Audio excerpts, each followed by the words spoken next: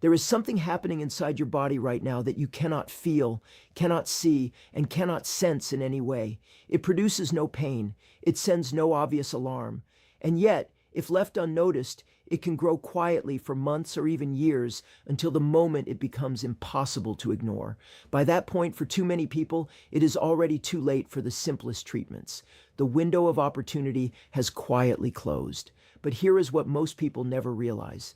Every single day, your body is giving you a message, a direct, honest biological signal that tells you what is happening deep inside your digestive system. And every single day, the majority of people flush that message away without ever reading it. I am talking about your stool. And before you dismiss this as something unpleasant or unnecessary to think about, I need you to stay with me, because what I am about to share with you today could genuinely be the difference between catching something early when it is completely treatable, or discovering it at a stage when even the best doctors in the world have very limited options left. This is not about fear. This is about knowledge. And knowledge, when it comes to your health, is the most powerful tool you will ever have. Let me start by asking you something personal. When was the last time you actually really looked, before flushing? Most people never do. We are conditioned from childhood to treat this as something private, something to be done and forgotten immediately. But physicians, gastroenterologists, oncologists, the specialists who spend their careers studying the human digestive system, they will tell you without hesitation that the appearance of your stool is one of the most informative diagnostic windows your body offers. It costs nothing. It requires no appointment, no needle, no waiting room. It is available to you every single day, and it is speaking a language that, once you learn it, you will never be able to ignore. So today, we are going to learn that language together. We are going to talk about what is normal, what is concerning, what is urgent, and what steps you can take starting right now to protect your gut health and potentially your life. If you are over 50, this conversation is especially important for you. The risk of colorectal cancer increases significantly with age, and the people who survive it are almost always the ones who caught it early. Let us begin with the foundation. What does healthy stool actually look like? The medical community uses a standardized tool called the Bristol Stool Scale. It categorizes stool into 7 distinct types based on consistency and shape. Type 1 appears as hard, separate little lumps, almost like small pellets, difficult and uncomfortable to pass. This represents severe constipation. Type 2 is similarly hard but begins to form a sausage shape, though it remains lumpy and can cause straining. Type 3 is that sausage shape with visible cracks on the surface. Type 4 is smooth, soft, and sausage-like. This is often considered the gold standard of healthy elimination. Type 5 consists of soft blobs with clear-cut edges, easy to pass. Type 6 appears as fluffy, mushy pieces with ragged edges. And type 7 is entirely liquid with no solid pieces whatsoever. The ideal range sits in that middle zone, types 3 and 4. Smooth, formed, easy to pass, neither rock hard nor completely liquid. When your stool consistently falls within that healthy range, it is a strong signal that your digestive system, your gut bacteria, your hydration levels, and your fiber intake are all working in reasonable harmony. Now, frequency matters just as much as form. Most healthy adults have a bowel movement somewhere between 3 times per week and 3 times per day. The key word here is consistency. Your body tends to develop a personal rhythm, and that rhythm is your baseline. If you have always gone once a day in the morning and that changes without any obvious reason, like a new medication, a change in diet, or travel, that change deserves your attention. Unexplained shifts in your normal bowel pattern are among the earliest and most commonly overlooked warning signs of colorectal disease, including cancer. Here is something that tends to surprise people. You should feel genuinely empty after a bowel movement, complete. There should be a sense of relief and physical satisfaction. If you consistently feel like you still need to go, even after finishing, or if you feel that persistent urge throughout the day without being able to produce anything significant, that sensation has a medical name. It is called tenesmus, and it is a symptom that warrants investigation. It can indicate inflammation, infection, or in more serious cases, a mass pressing against the rectum and creating a false sense of fullness that never resolves. Now we arrive at the section you came here for, color, because color, more than almost any other characteristic, tells a revealing story about what is happening inside your body. And certain colors represent warning signs that you simply cannot afford to ignore. Brown, in its various shades from light tan to dark chocolate, is the color of healthy digestion. This familiar color results from the breakdown of bile, a digestive fluid produced by your liver and stored in your gallbladder. As stool moves through your intestines, bile pigments are progressively broken down by your gut bacteria, producing that characteristic brown. The entire process is a sign of a system working as it should. Green stool often sounds alarming, but is frequently harmless. If you have recently eaten large amounts of leafy green vegetables like spinach, kale, or broccoli, the green pigments from chlorophyll can pass through without fully breaking down, tinting your stool green. Similarly, if your digestion is moving faster than normal, bile does not have sufficient time to complete its transformation from its original greenish state to brown. This can happen with diarrhea or with a particularly active digestive system. In most cases, an occasional green stool is nothing to worry about if it resolves on its own within a day or two. Yellow or pale stool is a different conversation. When your stool takes on a yellowish, greasy, or clay-like appearance, it is often signaling that fat is not being properly absorbed by your digestive system. This can result from problems with your pancreas, which produces enzymes essential for fat digestion, or from issues affecting your bile ducts, which deliver bile from your liver to your intestines. Conditions like celiac disease, pancreatitis, or bile duct obstruction can all produce this kind of stool. If your stool looks pale, grayish, or clay-like, and this persists for more than 2 to 3 days, please speak with a physician. A blocked bile duct is not something to monitor at home for weeks. Now we arrive at the color that represents the most serious warning of all, the one that demands immediate attention and absolutely cannot be dismissed or rationalized away. Black stool. Not dark brown, not very dark, black. The appearance that physicians describe as tarry, almost like black paint or tar, sticky, and particularly foul-smelling. This specific appearance has a medical name, melena, and it typically indicates bleeding in the upper portion of your digestive tract, meaning your esophagus, stomach, or small intestine. When blood from these higher areas travels through the digestive system, it has time to be partially broken down and oxidized before it exits the body. That process is what produces that distinctive black, tar-like color and texture. The causes behind melena can include a bleeding peptic ulcer, which is a sore that has developed in the lining of your stomach or upper intestine. It can indicate esophageal varices, which are enlarged veins in the esophagus that can rupture and bleed profusely. It can signal bleeding from the stomach lining due to prolonged use of anti-inflammatory medications, and in some cases it indicates internal bleeding from a tumor.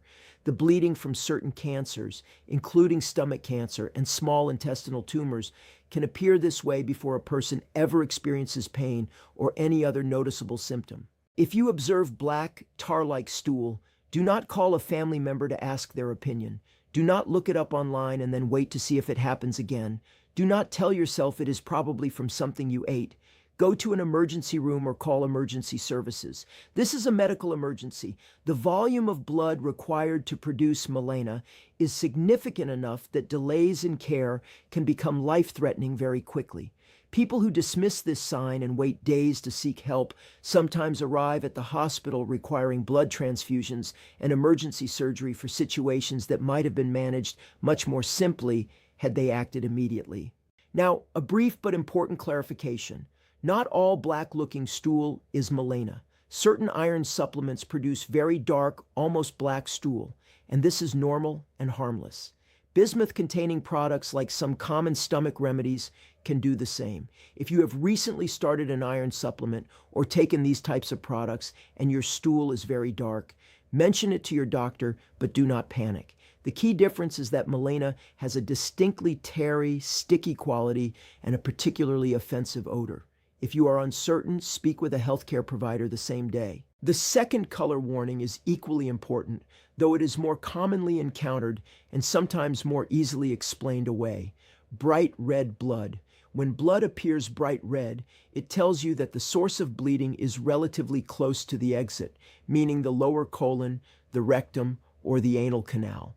Bright red blood may appear on the toilet paper after wiping, on the surface of your stool without being mixed into it, or in the toilet water itself. The most common cause is hemorrhoids, which are swollen veins in the rectum or around the anus.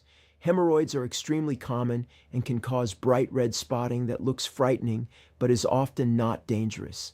Anal fissures, which are small tears in the tissue of the anal canal, can produce similar spotting, usually accompanied by pain during bowel movements. However, and this is critical, the fact that hemorrhoids are the most common explanation does not make them the only possible explanation. Colorectal polyps, which are small growths on the lining of the colon, can bleed as they grow and become more irritated. Some polyps, if left in place long enough, become cancerous. Colorectal cancer itself can produce bright red rectal bleeding, particularly when the tumor is located in the lower colon or rectum.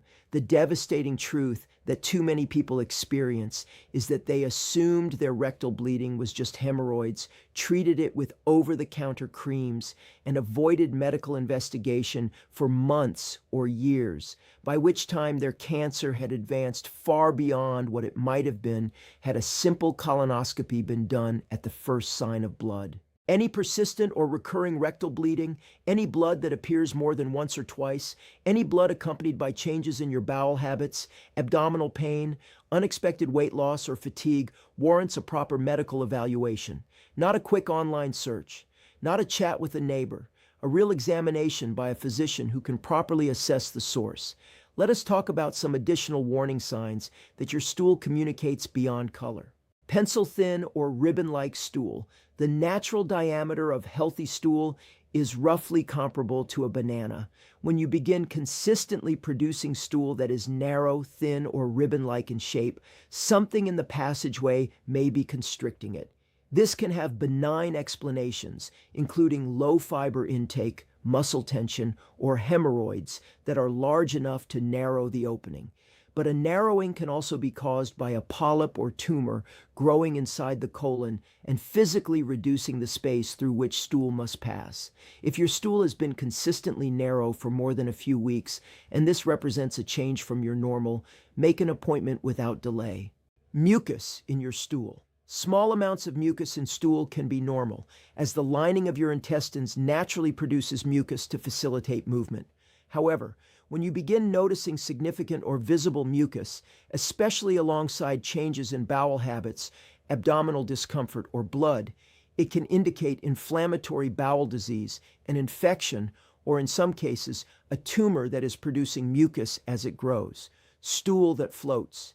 Despite years of concern about floating stool indicating serious disease, the current medical understanding is more nuanced. Stool that floats occasionally is usually just carrying more gas than usual, often the result of something you ate that fermented in your gut. Floating stool that is also greasy, pale, and smells particularly strong is a different matter, as that combination can suggest fat malabsorption. By itself, floating is not a red flag. In combination with other concerning signs, it becomes part of a larger picture worth discussing with a doctor. Now let us talk about what you can do, because information without action is incomplete. The first and most powerful thing you can do for your colorectal health is something most people in developed countries still avoid: colonoscopy screening. If you are over 50 and you have never had a colonoscopy, this is the single most important recommendation in everything I have said today. Current guidelines in many countries now suggest starting screening at 45, and if you have a first-degree relative who had colorectal cancer or polyps, your doctor may recommend starting even earlier. Here is why colonoscopy matters so profoundly. Colorectal cancer does not typically begin as cancer. It begins as a polyp, a small, usually benign growth on the inner lining of the colon. Most polyps cause no symptoms whatsoever. They do not bleed. They do not cause pain. They simply grow, slowly, over years. And some of them, not all, but some, gradually transform into cancer.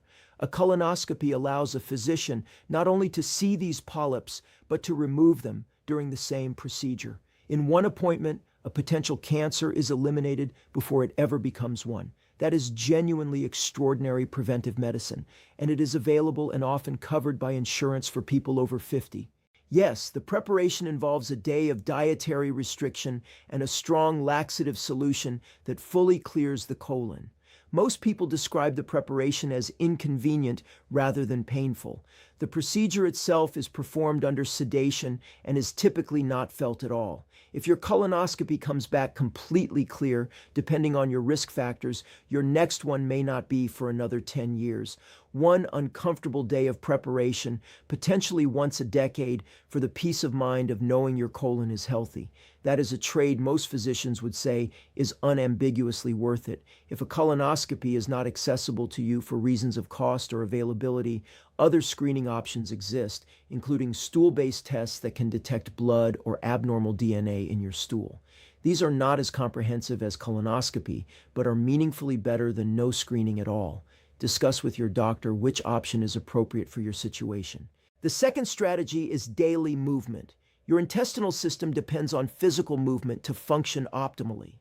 The muscles of your colon contract in coordinated waves to push waste through, and these contractions are stimulated in part by physical activity. People who are sedentary, who spend most of their waking hours sitting, experience significantly slower intestinal transit, more constipation, more bloating, and greater chronic inflammation in the gut lining. Something as simple as a 30-minute walk each day creates a measurably positive change in intestinal function. You do not need an intense fitness program.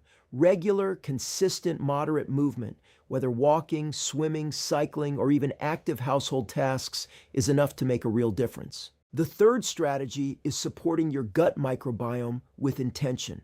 Inside your intestinal tract lives a vast and complex ecosystem of microorganisms, collectively called the gut microbiome. There are trillions of them, including bacteria, fungi, and other microscopic life forms, and they are not passive passengers. They actively participate in your digestion, your immune regulation, your mood, your metabolism, and your body's ability to fight cellular changes that lead to cancer. A diverse, balanced microbiome functions like an internal defense system. A depleted or imbalanced one, a state called dysbiosis, is associated with increased inflammation, greater susceptibility to infection, and emerging research suggesting a connection to colorectal cancer risk. To support your microbiome, prioritize fermented foods. Plain, unsweetened yogurt with live active cultures, kefir, fermented vegetables like sauerkraut and kimchi, and kombucha all introduce beneficial bacterial strains into your gut. These are called probiotics, live microorganisms that add to your existing microbial community. Equally important are prebiotics, which are the foods that feed and sustain your existing good bacteria. Prebiotics come primarily from certain types of dietary fiber found in onions, garlic, leeks, asparagus, slightly underripe bananas, oats, apples, and a wide variety of other whole plant foods. When your beneficial bacteria consume these fibers, they produce substances called short-chain fatty acids, which nourish the cells lining your colon and create an environment hostile to disease. Be thoughtful about antibiotic use. Antibiotics are genuinely life-saving when used appropriately for bacterial infections, but they are significantly overprescribed in many countries. Often for viral illnesses they have no ability to treat. Every course of antibiotics disrupts your gut microbiome, sometimes profoundly, and recovery can take months. Only use antibiotics when a physician has confirmed that a bacterial infection is present and requires them. This is not about avoiding necessary treatment. It is about avoiding unnecessary disruption to one of your most important internal systems. Also pay attention to your hydration. Your colon absorbs water from your stool as it passes through.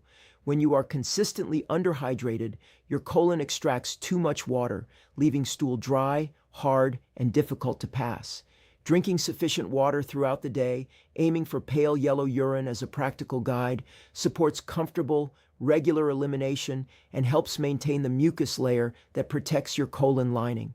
Increase your fiber intake gradually if it is currently low. Sudden large increases in fiber can cause gas and bloating, which discourages people from continuing. A gradual approach, adding chia seeds to your morning oatmeal, choosing whole grain options, eating fruits with their skins, incorporating more vegetables across your meals, allows your gut bacteria to adapt and your system to adjust comfortably. Let me leave you with something important.